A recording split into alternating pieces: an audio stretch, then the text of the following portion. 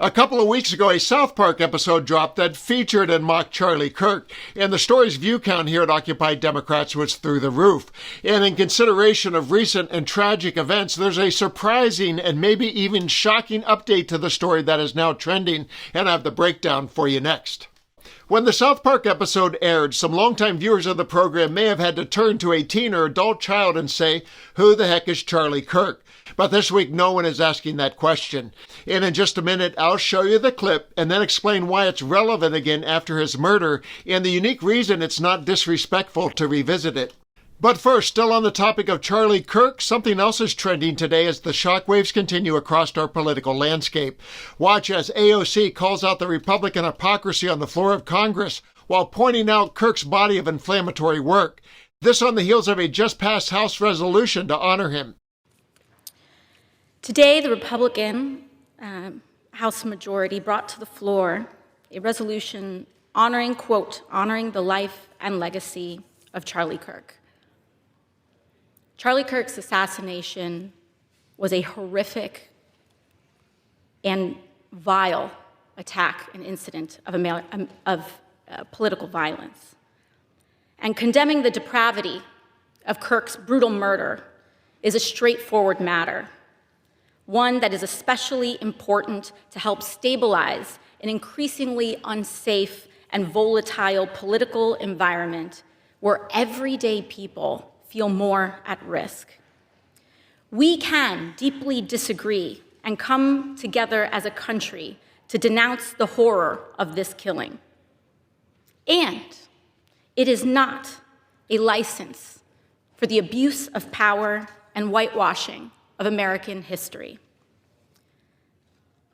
Today's resolution only underscores the majority's recklessness by choosing to author this condemnation and honoring on a purely partisan basis, instead of uniting Congress in this tragedy with one of the many bipartisan options to condemn political violence and Kirk's murder, as we did with the late Melissa Hortman.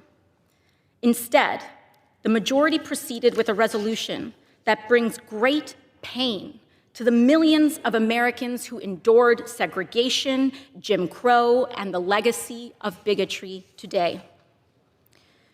We should be clear about who Charlie Kirk was.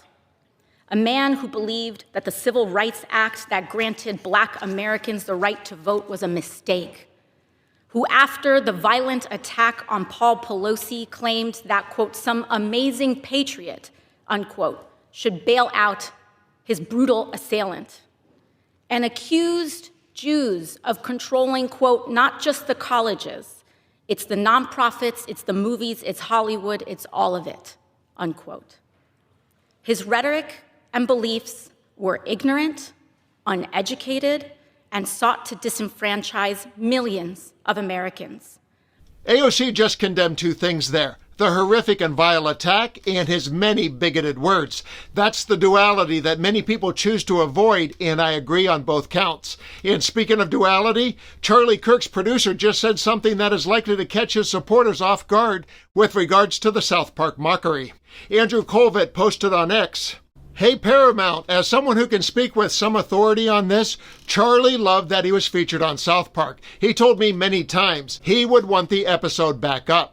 What is significant about Andrew Colvett's words are, he is echoing Charlie Kirk, who is a champion of free speech and someone who appreciated satire. The South Park episode just dropped, and honestly, it is hilarious. I mean, part of it is kind of like whatever, typical humor, but it was hilarious. A great many of us rejected and denounced his version of free speech, but it was free of government control. And that, of course, brings us to Donald Trump, who had the authoritarian gall to say this about the late-night hosts. When you have a network, that you have evening shows, and all they do is hit Trump. That's all they do. If you go back, I guess they haven't had a conservative on in years or something. But when you go back and you take a look, all they do is hit Trump. They're licensed. They're not allowed to do it. He just said that commentators are not allowed to hit Trump. Really?